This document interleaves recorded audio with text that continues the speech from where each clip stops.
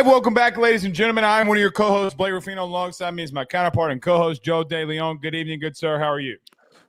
Doing fantastic. Excited to jump on over to the ACC side of things. We've blown through a lot of these lists. I'm kind of liking the fact that we've been able to get through so many conferences and so many damn players. So much so, this might be one of the most open-ended rankings that we've done out of all of these.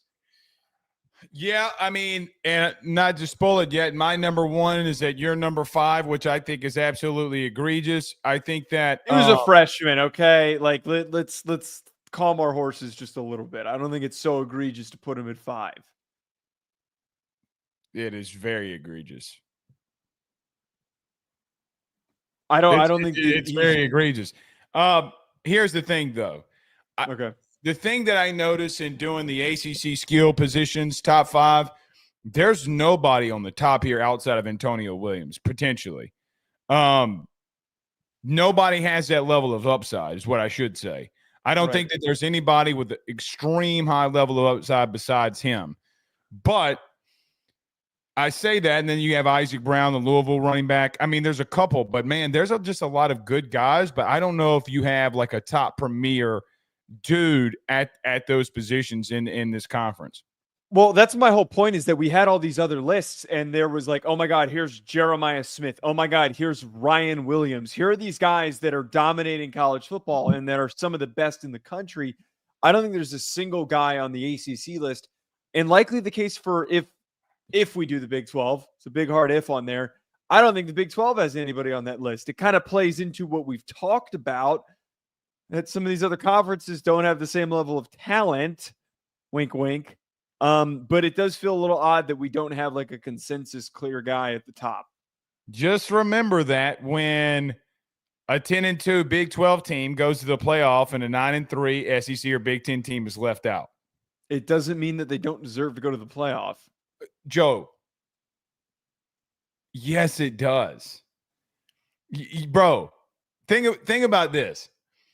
Imagine me and you getting paid the same amount of money, and I do more work than you, and I go up against tougher competition. But you know what? But that's not what this is. But that's not what this is. It's exactly what it is. It's sports. This isn't a capitalistic market for a job market. That's not what this is. It is college football has not turned into a capitalistic market. Are you crazy? But there's no way to like truly directly prove. You can see on the field that certain teams are better than other teams, but that does not mean a team in one conference can't beat another team just because they play in different conferences. We don't need to completely rehash this old debate that we keep doing. I just don't understand how you could say two conferences have more talent, and yet you compare it as it's equal. Arizona State played extremely close with Texas. And that was the indication that we needed. State and everybody else that were in these other conferences got blown out. They're 0 for 4. The other examples of the other conferences are not strong examples. The ACC had a very down year, and on top of this, SMU was a G5 team, and I said it that they didn't belong in the first place. It's a little different. Oh, wow. Speaking of the ACC, let's get to this. Well, let me back up before we get to Troy Taylor. The longtime broadcaster for the SEC and for 1 year of the Big Ten, Gary Danielson, is calling it a career after this upcoming season. Now, if you ask people in the SEC, I don't know if a lot of fan bases necessarily like Gary Danielson. I don't think he was as bad as some made him out to be. I do think he's very knowledgeable of the game. But I will say this, Gary Danielson, along with Vern Lundquist, was arguably I grew up with them. Like, they were my generation of broadcasting on CBS. Everybody went and watched the game. It was Gary Danielson. Congrats to him calling it a career after this year. It will be weird, not hearing him. And I got to tell you this, even though people hate him, you better knock it out of the park on who you bring in, because he's been a staple in college football for a long time. Like, I'll give an example. When CBS brought Brad Nessler in for Vern, probably and arguably the best move that they could have made. But when who was it? The quarterback. He was a quarterback. He's at NBC now. He calls mostly Notre Dame games. Oh, well, you're talking about Jason Garrett? No. Is it Ratledge? No. I forget his name. But he was on ABC for a long time, and then they pulled him. He's on NBC now. I forget his name. It'll come to me. But he was a part of the SEC for a long time, too. I do think CBS has to make a very interesting decision here. I do think it's open season for anybody. And it will be very interesting to see who CBS brings in. And listen, it's a big-time deal. I mean, because he's the headline of the Big Ten every single week. Ty Blackledge, is that who you meant? Ty Blackledge, that's it. That's who it is. I like Blackledge. Dude, I love Ty Blackledge. Like, hold on, Paul. Sorry. He is awesome at calling games because he was a former quarterback. He was Tony Romo before Tony Romo was Tony Romo. I said Tony Romo 5 times. But it's just the truth. He would say, here comes an inside zone, and be like, well, what does this dude know that I don't? I'm surprised he kind of got cast off the way that he randomly did. Like he kind of got pushed aside to one of the secondary. Like he does a lot of the Peacock games, which has been really surprising. That I would have thought he'd be doing more premier matchups. I guess NBC doesn't have a lot of them. Son played baseball at Tennessee, by the way. Oh, really? Mm-hmm. Danielson, though, I know that there's not like a lot of love lost from SEC fans because he's a Purdue guy. He's a Big Ten guy. Well, and that's another thing. He sounded like you when he talked in the Southeast, and it didn't go over well. It didn't fit. But growing up, Danielson was the voice that I knew. Some of the most iconic SEC football games that I watched that I fell in love with the game were listening to Gary Danielson. So I completely second what you're saying here, that losing him is very significant for the college football world. And they need to be very strategic about replacing him. They can't just throw somebody random on there. I know that they talked about, I think Charles Davis, I think might be in the mix, and he might be doing some college football games. No. I don't know if he'll be the primary guy, but yeah, Charles Davis has not been great. Like I think he's kind of mailed it in. Well, I love Charles Davis, but no. Hilo from my plane on the way to Germany got Wi-Fi for y'all. Thank you for the super chat. And hey, Elks, unplug your headphones and show everybody in the air on the airplane. Make them subscribe right now. I will send you the $2 back via Venmo right now if you get everybody on that plane to subscribe. Be careful. Stay safe. Thank you for that, Elks. I greatly appreciate it. All right. So shout out to Gary Danielson. He was a staple for many, many years, and it'll be fun to have him for this last year. Joe, there was some big news yesterday. The big news was that Troy Taylor, the Stanford head coach, was fired for allegedly inappropriately talking to female coworkers in an inappropriate manner. Allegedly, it was because he was talking down to them and cursing at them and saying vulgar things. The interesting part about this, before I kick it over to you, is he got fired by the GM and former Stanford quarterback Andrew Luck, which this has got to be the first time a GM in college football has fired a head coach. In the statement, he said that I do not think that Troy Taylor is the right coach to lead our program at the current moment. Your thoughts on this Troy Taylor situation? There's a lot of layers to this. I don't think that this is as simple of a situation as I think many are going to make it out to be. There were multiple investigations into Taylor. This was the second one. The first one, I believe he signed something that it indicated if he continued his behavior, it would be grounds for a firing. You mentioned that Andrew Luck firing him is where this now becomes really interesting. This has never happened before. There's even a lot of situations where head coaches have directly hired general managers in order to help build their roster in the direction that they want them to build it. Andrew wants his guy. Well, so one, I think that this is an instance of it being an extension of the athletic department, not the football program. I think that Troy Taylor, what he did, there was not a lot of clarity on it. It sounds like he was talking down to female employees, and it was deemed inappropriate the way he was doing so. I would think that if they were winning, that this wouldn't have happened. I think agree. that you're in a lot of situations with a lot of these coaches where they're looking for a reason to fire you and they don't want to have to pay the buyout. So they already did an investigation. He signed something that indicated if he didn't stop, he would end up getting fired, and it made it easy for them to fire him. I was listening to the Cover 3 podcast, and Danny Cannell had referenced that Rick Neuheisel, who's his co-host on the SiriusXM College Network, he had referenced the fact that Neuheisel coached with him, and he thought that this behavior was nothing like what Troy Taylor would do. Nothing. He said that he was shocked by this. So I think that we need to take all that with a grain of salt, as we see a lot of these firings. A lot of times, whenever there's a reason to get rid of somebody, a team will take it, or a school will take it. Last time a school in the Northeast or Northwest, Pacific Northwest, fired a coach, it was over a COVID shot and him not wanting to take it. How did that turn out? Yeah. Let me bring this up.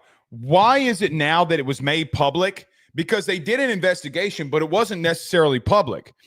CBS reports that they had finalized, meaning Stanford, an investigation months before these allegations were made public. Why did you fire him when it was public?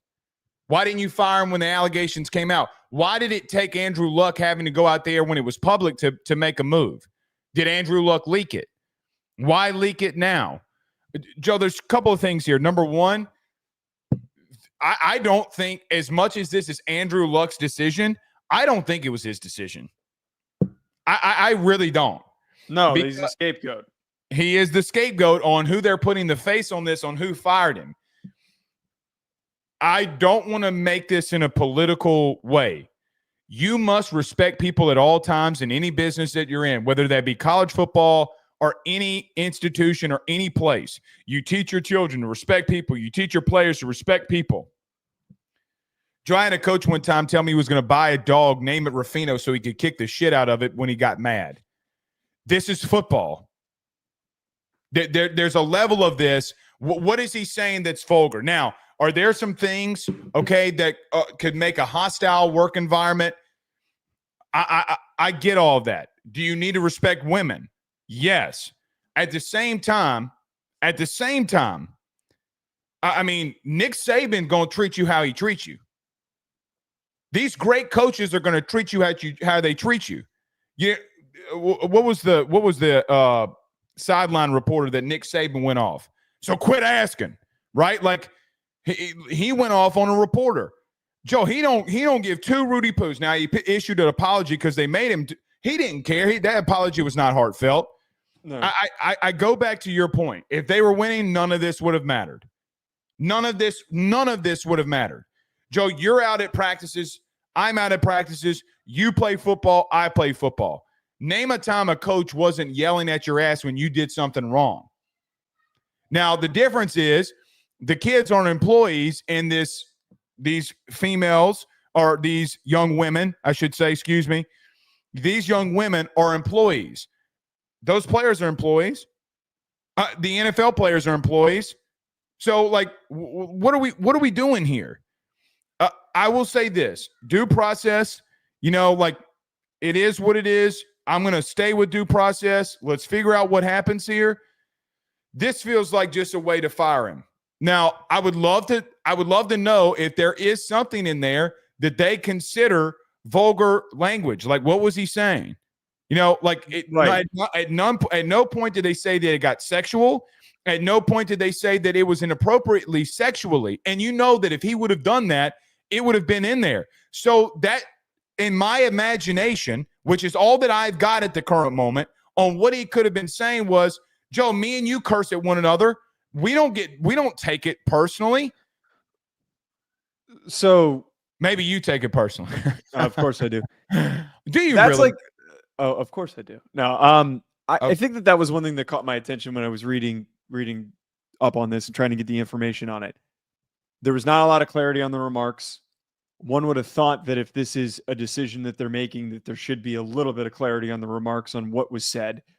I would have thought that if it was sexual harassment, that would have been made clear. what was he saying that was considered belittling? Like, what was he saying that was considered so wrong to have been saying to these female employees? If we have the context, it makes us reacting to it a little bit easier, because if it is something heinous, then I think our tune absolutely would 100% change. But I just find it a little hard to believe that when you hear from other people that have worked around him and he's lasted this long, he's in his mid-50s. I think he's 56 years old. Yeah, been in coaching for 30 plus years. It's also 2025. I would find it hard to believe that Taylor, who was coaching at Sac State in Northern California and is now at Stanford in Northern California, was doing something that was so out of touch and outdated that it resulted in him getting fired. This is what I'm saying. It was probably somebody complained or two people complained that were affiliated with one another within the athletic department that were sick of dealing with him and him getting upset and being in a shitty mood. All head coaches are in awful moods. Most of them are extremely grumpy, and they probably said something to someone in HR or whatever it was, and they realized they wanted to fire him and move in a different direction in order to build the team the way that they wanted to. They stunk the last 2 years, plain and simple. And they probably were trying to find an easy, quick way out. Well, here's the problem with what they did. Now they're in the middle of, well past the middle. They're in April. I mean, by the time this hire is made, it will be by April, unless they make a move here quick. Do they bring back David Shaw? Well, with Andrew Luck, you never know. I mean, they don't even have an athletic director right now, from the way that I understand it. So, Joe, I don't know. Like, you're not taking it like Andrew Luck can say whatever he wants to say, that they're taking it like legit and serious. No, you're not. No, you're not. Like, I mean, and look, there are going to be allegations that are thrown out there. I would assume there's going to be some form of lawsuit that comes behind this because they fired him. The attorney's going to be literally running after these women to go after them, to sue the university because of this. There will be allegations made. And I'm just going to tell you due process. Right now, here's the thing. I'm going to tell you, I had somebody send me a text message today saying, listen, all of my assistants are men in this business. And he made it very clear, like, because of like a football locker room situation, I don't want to put myself in that situation myself. That is a sad place to be in, but it's a man's sport. The same thing would be said about a man going to women's basketball or the WNBA. You don't want to put yourselves in those situations. So, look, man, I don't want my daughter, okay, for what it's worth, I'll just end it here for me. I don't want my daughter to be belittled when she goes into the workforce. I understand not belittling someone, but at the same time, I could be able to look my daughter in the face and say, then don't take it. Don't take it. Like, fire back. I mean, go back at it. Or here's something. You ready? Quit. I mean, I don't think that's such a wrong thing to say. I just like my biggest thing with this, and you said it, football it's unlike any other industry in working in sports, but specifically dealing with a football coach, it requires a different level of communication. Like, there's a different level of intensity and work that goes into this. So the expectation of, like, if you're not satisfied with how somebody's communicating with you, like, that's, I think it's very simple to put this. He is coaching at a school that no longer takes football seriously in Northern California. Right. It is in a region where anything like this, behavior like this, is not going to get handled as, it's going to get handled a lot differently than an SEC school. And at Big Ten schools. You think that Ryan Day is going to get fired because he tells a woman employee to go sit down and shut the F up? It will not happen. I mean, again, and I want to paint this picture, okay, just so everybody understands. If Ryan Day does it, what do you think he's telling to his players? If he's yelling at a female staffer like that, what do you think he's on the field? Again, go watch any Nick Saban practice video and then come talk to me. That's where I sit. It's almost as dumb as making the nose wipe celebration a violent gesture that I just saw you post on Twitter. Yeah, I know it's technically a gang related sign, but like it is a blood related sign. It's football, man. Who gives a shit? It also has like a direct meaning that they're trying to like communicate. Like there's nothing violent about it. I agree with that, but we're not acting like that there's not other like gang influences in sports. Like what? None of that carries over. None of that. No one's actually doing anything violent or anything I'll throw it out gang related. I'll throw it out there. You know what celebration that they've tagged this on? I mean, LSU got sent it. The Kyron Lacey gun nose gesture. I'm just. You want me to tell you the truth? I heard per sources that somebody sent it into the SEC and said that this is too vulgar. Which is incredibly soft. Let them celebrate. I think you can have a pretty good idea of if you guess the coach, I think you'd be pretty much right. Yes. Yes, you would be right. So stupid. All right. Joe, let's get to our good friends over at betonline.ag. Everybody do us a favor. Hit the like and share. Share to all those groups if you're on Facebook and to all those social media pages. Watch us, listen to us on the podcast. Hit that subscribe button, notification bell. Hey, before we get rolling here, I want to have this discussion with you very quickly. Did you see Fran Brown's comments today about they're waiting to hear back next week until that we might have an actual spring football game between two teams? I did. You tagged me in this on Twitter, and I am really excited that this wasn't just a bunch of BS. I'm really excited that this wasn't just hey, yeah, we talked on the phone and then nothing came of it. I am hoping, and I promise you this, if the NCAA does not allow this, with all of the crap that they've gone through and all the eligibility stuff that's been the new wave and what's about to come with revenue sharing and all this house case settlement, if they say no to this and they don't have a valid reason, I'm going to lose my mind. Oh, I'm right there with you. Yeah, we're done with the NCAA if they say no to this. I am right there with you. And listen, I will call for, you know how college football separated themselves from the NCAA in football, right? In reference to the college football championship. You know, technically you're awarded the NCAA championship, national championship, after the game is played. The NCAA has crowned a champion every single year.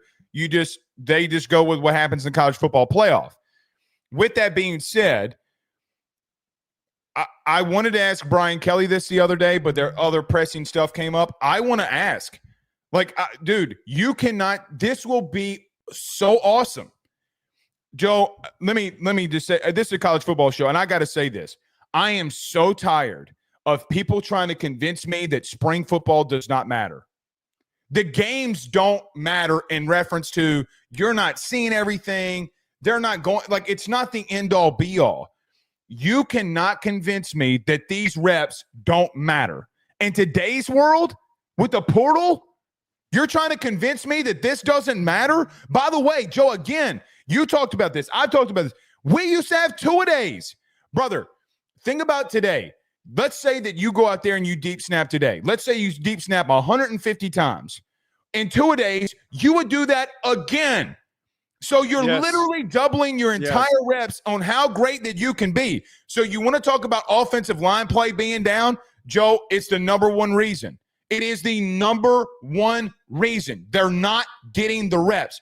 I was listening to you and Ryan the other day. Y'all talked about, or maybe last 2 weeks ago, you were talking about an offensive lineman, and you were talking about got to develop here, got to develop there. And I'm thinking to myself, well, why does he got to go to the NFL to develop? He should have already been developed. That's the point that I'm trying to make with this. Hey, guess what? You go in there and listen. You know Fran, and I talked about this with Fran Brown.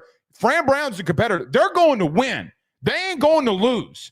You ain't going all the way to Colorado to lose, bud. It's going to be a little something now. I promise you this, by the way. If this game gets played, we're going full game preview.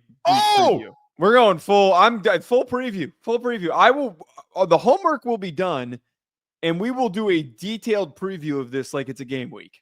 Could you imagine? I need this shit. Could you imagine what could come out of it? Let me give you a hypothetical. Mm-hmm. Kane Salter is not ready. He hasn't picked up the playbook quick enough. The offseason talk is, well, we've actually seen him in a game at Colorado. We've seen what could happen. What do you do with Juju Lewis? Fran Brown. Hey, one of your players is on my list here, by the way, and Mr. Pena. What if he goes in there and goes off? His stock rises. By the way, you know what else? We ain't got shit to talk about. Guess what is coming up next month? The NFL draft. Oh, this guy can boost his draft stock going into next year. It is a win. Joe, can you convince me, other than injuries? I don't want to listen to your injury bullshit anyway. Can you tell me one thing that why this wouldn't work?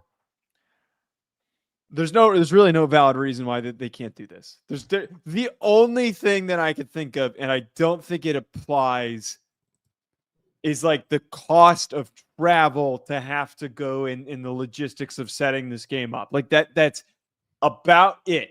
But it gets paid for by the fact that there is going to be a broadcasting partner in this game is going to be airing on ESPN2. That probably just needs to get worked out. Yep. Got an idea. Charge everybody in there $25. Well, I think that they charge for the. Actually, I don't know if they do. No, I mean spring games normally you don't get charged for free. It's free admission. So you charge. Hey, guess what? Do 15 for all I give a Rudy Poo. Give it to the team that travels. Give it to the team. Hey, right. There's a way to figure it out. By the way, you're going to make over $100,000 in just the admissions on those tickets. It's going to happen. Okay, it 1,000% will happen. Give it to them. The money is the last worry that I have here. There's the outright last worry. You know what? Screw it. I get Brian Kelly on Saturday. I'm asking. Ask him when you're at the. Ask him if he would play anyone. There's way too much pressing shit to get to, but I'm asking. Actually, you know what? Let's get to our ACCs, but I'm making me a text message. So, Joe, we continue on our path in the top 5 of the ACC or Power 4 conferences. Tonight, we're on the ACC and reference our top 5 skill players who are in your top 5. My top 5, number 1, Antonio Williams, the Clemson wide receiver. Number 2, Jamal Haynes, Georgia Tech running back. Number 3, Jaydn Ott, running back from Cal. Number 4, Chris Bell, wide receiver from Louisville. And then I got the right Louisville. And then lastly, Isaac Brown, running back from Louisville. All right. Your number 5 is absolutely atrocious. Isaac Brown at number 1 out of Louisville for me. Antonio Williams, Clemson wide receiver at number 2. Jamal Haynes, Georgia Tech running back at number 3. Trevor Pena, Syracuse wide receiver. Chris Bell at number 5. Joe, we are way off on our number 1. You have Isaac Brown at 5. I got Isaac Brown at 1. Buddy, this kid's good, man. This kid he's one. I will give you that. I would concede if you want to go Antonio Williams, we can go there. That's fine. This kid is top 2 in the ACC. I don't give 2 Rudy Poos what you're about to throw at me. He is top 2. Stop capping. Okay. I'm not hating on Isaac Brown. Like that's not what I'm doing here. I'm not. I'm just a little bit more excited by guys that have been playing for a little bit longer, that have been around for a little bit longer. To Isaac Brown's credit. Okay, well, first of all, this plays into my whole conversation that we had at the beginning. I don't think that there's a clear answer. I think that you could throw these names in a hat and you could shake them up and you could throw them on the table and then put them in whatever order you want. There is nobody that's coming back with crazy production, except Isaac Brown did have awesome production last year, averaging 7.1 yards per carry, over 1,100 yards and 11 touchdowns. He was the reason why Clemson lost to Louisville. Yes. He took over that game. I just wonder, like, what is his production going to be like this upcoming season? Does he replicate it? Young running backs sometimes don't always bounce back and have big numbers, but he's got juice. He's got that home run threat ability, and his production it's there. It's evidence. We're not talking about a guy who only had like a couple of good games. No, name something that he doesn't do extremely well, even in pass pro, with a smaller frame. Joey, he can catch the ball out of the backfield. He runs in between the tackles, even undersized a little, violently, very violently. Joe, I listen, you're right. Running backs, when they break out on the scene as freshmen, teams get film on them, and sometimes they can falter in year two. The problem is last year he split reps and still was 1,000-yard back. He only had 165 carries and got 1,000 yards. That is stupid. That is dumb. Your backup in the beginning of the season was a 1,000-yard rusher. And it's not as if Louisville played poo-poo teams. Joe, you know what's interesting? I went back today, okay, for what it's worth, and I'm going to pull it up here. Hold on. Notre Dame versus Louisville. It's not that I thought that he went off. It's that I knew that he was going against really good talent, and he was making plays. So when you look at the ACC and you say, Blake, the ACC's down, well, I look at him going up against a really good defense in Notre Dame and having 13 carries and 72 yards. Didn't do necessarily anything spectacular or massive, but if you remember, in that first half, they could not throw the football to save their life. The pressure was on Shuck the entire time. Isaac Brown comes into that second half. By the way, that was a 7-point win for the Irish that day in a rainy environment, in a very bad environment. When it rained, it was. Yeah, it was. There was no. It was. Want to bet? I remember that game. It was overcast for damn sure. It was overcast, but it wasn't raining. I think it was rainy. It was a little rainy. Regardless of that semantic, it was definitely overcast. He still comes in, not only in the running game, he goes out in motion, goes into the slot, and has 4 catches for 23 yards. That's the difference for me. He can do everything that you ask him to. Now, I wanted to say his size worries me, but damn, he runs violent, cuz. Yeah, he's not like a massive kid or anything, but and he's also younger. Yeah, when you got these younger running backs, and it's like we talked about with Ahmad Hardy, and when we talked about any of these young guys that we bring up, just because they're under 200 pounds doesn't mean that they don't end up adding more weight to their frame. Doesn't mean that they don't end up getting more bulked up. But I can't deny that Isaac Brown doesn't have a serious impact for his team. And I can't deny that Louisville's success is going to be focused around him. It's not going to be focused around Miller Moss. I don't think Miller Moss is really I really like Chris Bell, though, dude. Like I think, which we'll get to in a second. The focus is not going to be around him. They throw the ball a lot. Stopping Isaac Brown. That's fair. Continue. Sorry.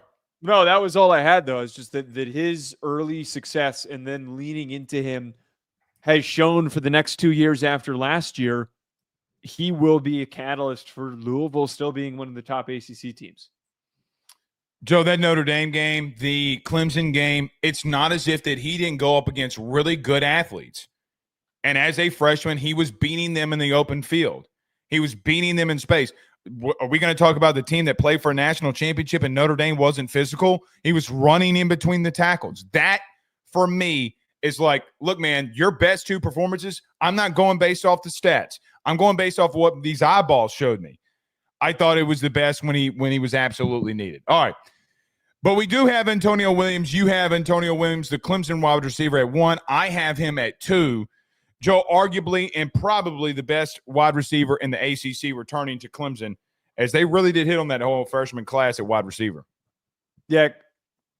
Antonio Williams was very underrated last year because we kept, we spent so much time last year talking about how going into the season, Clemson didn't really have receivers. And they got a lot of inconsistent production. But towards the end of the season, the last couple of games, Brian Wesco Jr. and Antonio Williams really stepped up to the plate.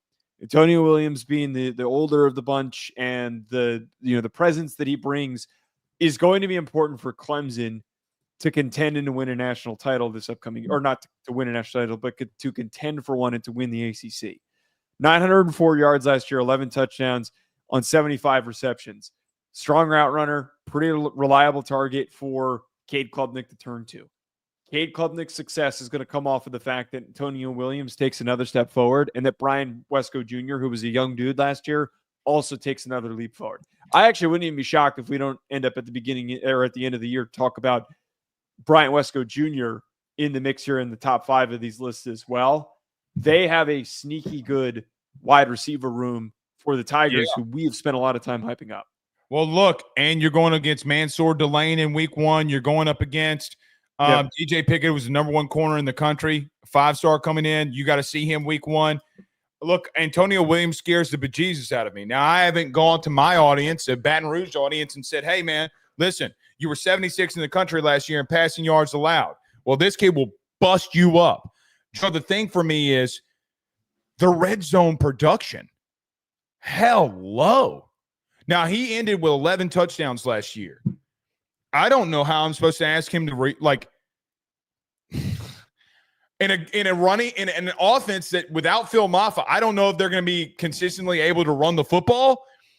I'm asking him to do more production than double-digit touchdowns. Like, if he has 9, is it a bad year? Like, that's a little bit crazy to me. He does have a returning quarterback in Cade Klubnik, and normally when teams have a quarterback that return and a wide receiver that had that much production, they don't normally get worse unless something very bad happens to them offensively or injury happens or whatever. The way that he high points the football, I think the way that he runs routes, look, he's a danger, man. He is an outright danger. Go to a game that he played and tell me where he didn't have production. Maybe a little bit early, but after that, he was their number 1 go-to guy over and over again. And I would say this too. 89 targets, 75 catches. That is a lot of catches. I mean, so you're missing him once a game? So you throw to him once a game and he's being missed. So everything else. So he had 75 catches. So even if it was 15 games, it's not. Okay, they played 13. That means I know for a fact that he's getting 5 catches a game. The 6 when you throw to him is not being completed. That is atrociously effective.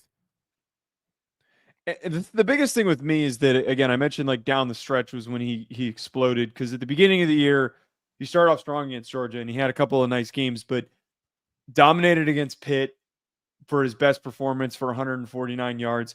He was really important in the South Carolina game, how close that battle was. If it wasn't for the game ending the way that it did with the mistakes that they had on that final drive, Clemson likely won that football game. And he didn't like dominate against Texas or SMU, but those games, right? Texas was as close as it was because Klubnik was able to find Williams in spurts. Against SMU too, there were plenty of important catches that Antonio Williams had in that game, even though he only went for 50 yards, that helped them win that football game. I just think that there was so many signs of how good this Clemson passing attack can be, and knowing that you've gotten good production out of a guy like that makes me feel really optimistic.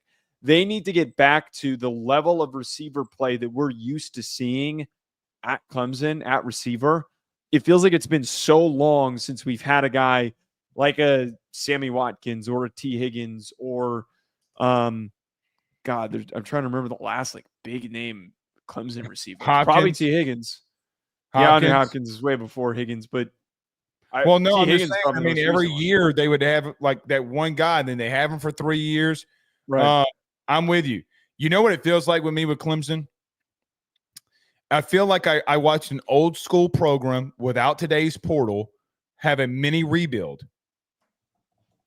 Think about it for just a minute. I mean, it's been a little bit of all right, you got to the playoffs, you won your conference, you got beat up by a couple of teams that were just more talented and more experienced than you.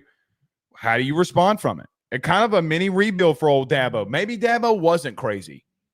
I think he was crazy. I think he just realized he was going to die a slow, painful death if he didn't adjust. Well, he only got 2 players. It's not like it's a massive adjust here. Well, we talked about how they hired a GM. Like, that was kind of unexpected. Right. Well, and he went and got one of the best defensive coordinators in the country. I would say this about that Texas game you brought up before we move on. TJ Moore went off, right? And Williams was somebody that they guarded carefully. Remember, what were me and you talking about after that game? Man, Clemson receivers abused Texas's DBs. That was our talking point. Right. We talked about how they kicked the shit out of them, and then we went into that really Texas game with Ohio State like, oh, bro, if Clemson's cooking them, then Ohio State's going to definitely cook them. And it did not happen. It didn't happen. Not like that, it didn't. All Yeah. right. Joe, at number 3, you have Jaydn Ott, the Cal running back. And at number 3, I have Jamal Haynes, the running back out of Georgia Tech. We'll get to Haynes because he's on your list as well. But Jaydn Ott out of Cal. I really like Jaydn Ott, man. He is so fun to watch. He is like your prototypical NFL running back. He was really banged up last year. Didn't have super sexy production. Only 385 yards, 4 touchdowns. He played a lot of games, but again, he was super banged up. When you've got a banged up, injured running back, the expectation for them to be productive, it kind of goes out the window. I think that if there is a player, because the general college football world didn't really know about Ott, if there is a player who, now that he's back healthy, explodes for crazy production, that the entire year everybody is oohing and eyeing over and going like, oh my God, have you seen this Ott kid? It's going to be him. He is a home run threat when he touches the football. He's got great burst. He picks up speed super quickly when he finds open rushing lanes. I understand not putting him on a list because of him not producing last year, and availability is important for running backs. But I have to go to the fact that I know that the NFL likes him. And then after he leaves this year, if he doesn't get super banged up again, he'll probably be one of the best running backs in the upcoming class. NFL gets things wrong all the time. Okay, come on. They do get things wrong all the time. I know they do, but come on.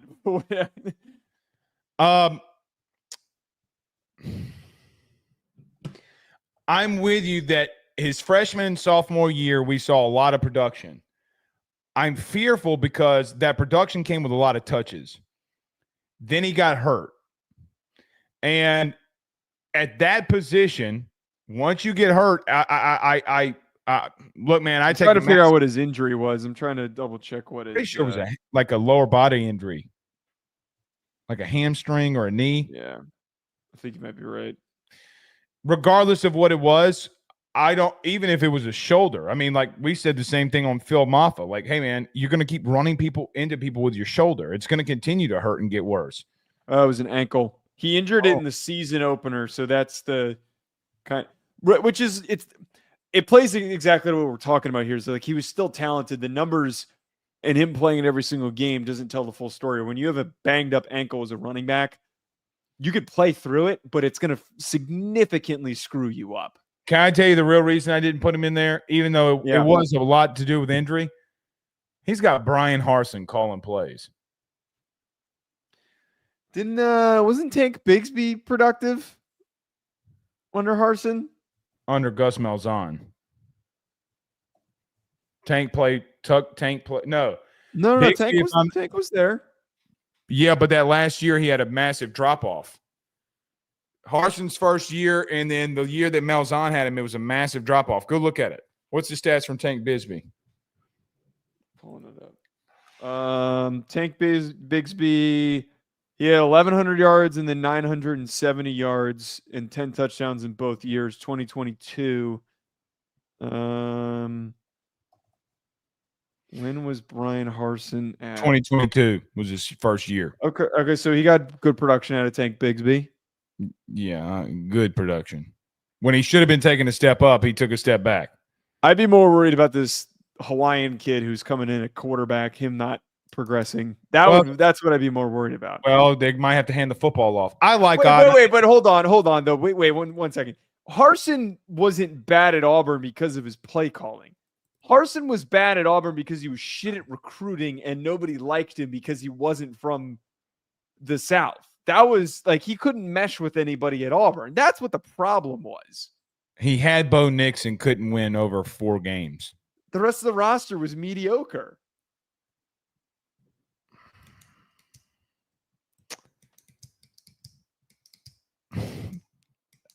Toss dive ain't gonna keep working, big dog. Okay. I mean, that's what he calls.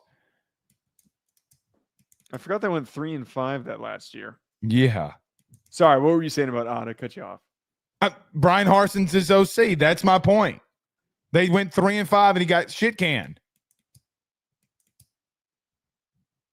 I respect Brian Harsin. By the way, hold on. By the way, that Tank Bigsby year when he did get the Jarquez Hunter year, when he did get let go, Jarquez Hunter comes and bursts on the scene. What was it, Alabama, that they're taking to the wire? Yeah, it was the Bryce Young Alabama year. Yeah, with TJ Finley. I still don't. But no, that was. That game almost went into overtime. Yes, the fuck it did. I'm vaguely remembering a lot of this shit. Well, okay, regardless. That game's always close, though. That game's always close. Harsin will be fine. I mean, shit, they almost beat the Bama team that won the SEC. Yeah. 2 years ago. All right. Jamal Haynes was on my list, Joe, at 3. On your list, Jamal Haynes is at 2, so we missed him there. Let's get to the Georgia Tech running back who, Joe, I think arguably, if you would have came in here and put Jamal Haynes at 1, I would have not batted an eye whatsoever. But a really talented running back, staying with Brent Key and the boys. Yeah, I mean, if you watched any ACC football last year, you knew exactly who Jamal Haynes was. Not like crazy production, but back-to-back years were around 1,000 yards, over 7 touchdowns in 2 seasons. He had 1,000 in 2023, 944 in 2024.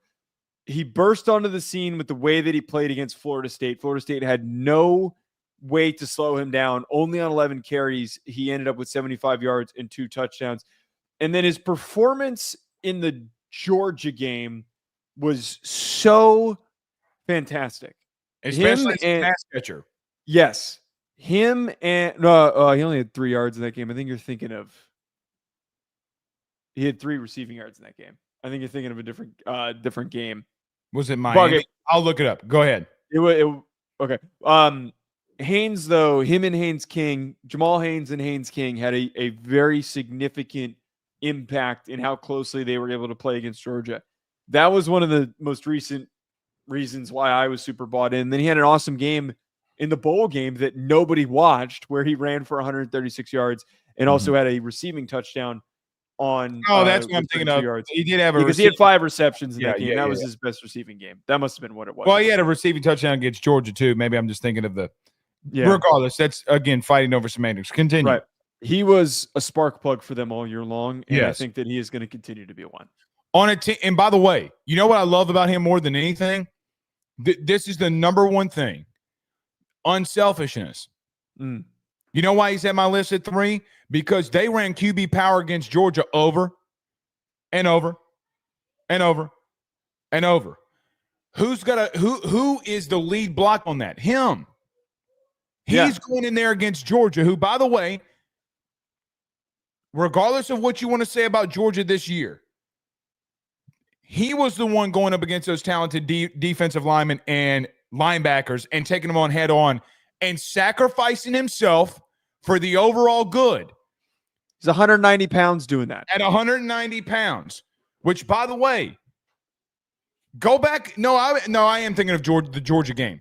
Go back and watch that reception on the far right end zone when he's battling against Mikael Williams to get into the end zone. Like, Joe, I know the player you're talking about now. Mikael Williams. Where's he going in the draft for you? Top 20, top 25. Okay. So you break a tackle against arguably a top 2 safety that's going to be in the NFL this year, and you spark plug your team to get a game that everybody's like, hey, man, all these other teams can have a close game, but God forbid Georgia has a close game against Georgia Tech in a rivalry game, and everybody just loses their godforsaken minds. He is a great player, but he's a team player. I would draft him 25 times out of 10. This is the people that you win natties with. Not going to win at Georgia Tech, but I would take him as my running back all day long. What I would say is he didn't crack over the 1,000-yard mark in rushing, but overall he had 1,000 yards for scrimmage and 12 touchdowns. So basically, what do I know? So he's going to have 100 yards a game, and he's going to have a touchdown. Yeah, I might want to focus in on him. No, absolutely. I think if Georgia Tech takes another step forward and they continue to be super competitive, it is going to be because Jamal Haynes has a huge season. Another guy, home run guy. Oh, I thought you were going. No, that was it. That was it. Going and continuing on this list, Joe, at number 4, I have Trevor Pena, the Syracuse wide receiver, and you have Chris Bell. Let's go to Chris Bell because I have Chris Bell at 5, the Louisville wide receiver coming in here. Chris Bell is a really interesting guy. He's built and plays like a basketball player. 6'2". He's 220 pounds. He is a freakish athlete despite being listed at 220. He's not exactly DK Metcalf, but he's kind of got that same build going on. I started when I was looking at these list of guys and I was digging into some names. He's somebody who I circled that I really want to pay close attention to this offseason and break down his film from a draft perspective, because the way that he's able to move at the size that he has is unbelievable. I think for me, I see one of two things happening with Chris Bell. I'm going to go with the first. I think now that he's the number one wide receiver in that offense and I got to be blunt with you. I know that the Miller Moss thing scares you, and it probably should. You know what also should have scared you coming out of Louisville was Tyler Shuck was their starting quarterback. By the way, he got benched at Texas Tech. Dude took a very big step forward under Brom. I got to be real with you. I'm not out of the Miller Moss. I'm not out on Miller Moss. I can't do it because I cannot. As crazy as this is going to sound, I know that Lincoln does really good with quarterbacks. Okay, more dual threat quarterbacks than just guys that can sit around or that have to sit in the pocket. I saw Brom do it with Shuck a year ago. Now, I said it could go one of two ways. Him being a potential number one wide receiver, he can explode onto the scene here. He was the number 2 last year, had a lot of yards with not as much production in the end zone. Or, to what your point was earlier about Miller Moss, or I'm just in a situation where, oh, man, this isn't going to go over well. He's physical. I don't like his route running, though. I don't think he's crisp there. I don't. Like watching the game versus Kentucky or the game versus Notre Dame, I don't think he's crisp there. I think he's making catches because he out-physicals everybody, and you can't do that every week. Yes. Well, maybe you can if you're built like DK Metcalf. Right, if you're 220 pounds, maybe you can. Side note, have you ever heard DK Metcalf's routine of what he eats in a day? Yeah, he eats candy and black coffee. That's like all he eats. I wish you could do that. One meal at 8 o'clock. Yeah, it must be nice to have abs. Something's off with that because people don't look like that, and that's their diet. No. All right, I had Trevor Pena at number 4, and you had Isaac Brown at 5. So let's wrap this up with Trevor Pena here. Joe, the Syracuse wide receiver who last year was a number 2, but still had a highly productive year. 84 catches, 941 yards, and 9 touchdowns. The number 1 target for Farron Brown and company is back. And by the way, they have some really good targets that are leaving, but a lot of production coming back with Pena. Yeah, he was really productive, one of the most productive players in the ACC last year. My only question with Syracuse this upcoming season and how good he was, the whole passing offense was great. I just wonder, like, what does this look like without Kyle McCord? How do they play without Kyle McCord? Joe DeLeone really just say that about Kyle McCord a compliment? No. You're thinking the other way around. I've complimented Kyle McCord. I've been critical of Will Howard, and I'm still critical of Will Howard, and I have Kyle McCord ahead of Will Howard in my draft rankings. Okay, go ahead. Without Kyle McCord, who threw for a ton of yards and a ton of touchdowns and was a Heisman vote getter, what does this passing offense look like? I forgot that they brought in Ricky Collins from LSU, so I don't know what happens there. You're not feeling that one? No, Ricky Collins can't play. Oh, so you don't even think in the ACC because that's all they got. Ricky is a hell of an athlete. As far as a thrower, it ain't gonna. I don't think he wins that job. His production's gonna go down, is what you're telling me. Or Ricky Collins is not going to be their quarterback. Fair. And you know what would have been great? If we had a spring game against another team to figure that out. That would be wonderful. I don't think Ricky's bad. I'm with you on the McCord thing. They were the number 1 passing offense in the country last year. I don't see how that drastically just changes. I mean, maybe they're not the number 1 team in passing. What I should have said, I don't think the philosophy changes. No OC left. No, right. But McCord was pretty accurate, and he was a very good unless he was playing Pitt. Right, unless he was playing Pitt. I'm just saying that if there's a drop off in production, there's one guy on this list that has a big question mark at who's throwing them the football amongst the receivers. That is something worth considering. I think Ricky can be fine. There's a reason he left. Well, it's hard to get on the field at LSU. There's a reason he left. Okay. We'll see y'all again on Sunday. We're going to start something new. What's our next? Either Big 12 skill players or we'll do SEC defenders. I think we're going to do SEC defenders. I'm going to try to work on you this week. All right. Okay. Y'all have a good weekend. Watch some college baseball. Watch March Madness. Any picks before we get out of here? We're 2 minutes. I don't have any picks yet. I haven't dug into it yet. Give me the Florida Gators. Real controversial hot take there. Very much. See y'all soon. Peace.